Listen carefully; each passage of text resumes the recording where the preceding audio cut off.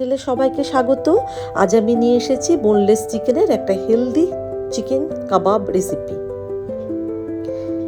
চিকেনের মধ্যে প্রথমে আদা রসুন বাটা, কাঁচা লঙ্কা বাটা, ধনে গুঁড়ো, স্বাদ মতো লবণ, কসুরি মেথি, গোলমরিচের গুঁড়ো আর আগে থেকে জল ঝরিয়ে রাখা টক দই একসঙ্গে ম্যারিনেট করে ওভারনাইট রেখে দিলে খুব ভালো হয়, হাতে সময় না থাকলে 4-5 ঘন্টা। এবার এই healthy item almond, pumpkin seed, কিশমিশ, তিলটা ড্রাই রোস্ট করা আগে থেকে, তার সঙ্গে নেব ভাজা বাদাম আর ছোলা। তিল আর কিশমিশ বাদে সমস্ত কিছু উপকরণগুলো নিয়ে একটা মিক্সির জারে গুঁড়ো করে নিতে হবে। আবার ওই একই মিক্সির জারে এক মুঠো ধনে পাতা আর আগে থেকে ম্যারিনেট করে রাখা চিকেন একসাথে কিমা করে নিতে হবে।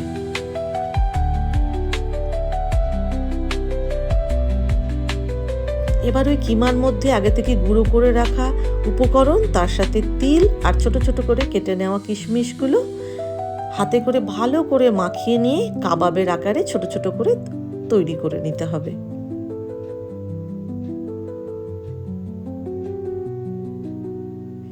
এবার ফ্রাই প্যানে একটু বাটার দিয়ে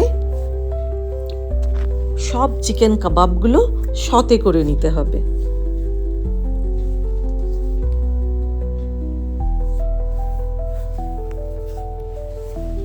এই চিকেন কাবাবগুলো আপনারা এমনিও খেতে পারেন, আবার এটাকে অনেক রকম ভেজিটেবল দিয়েও আপনারা সতে করে নিতে পারেন।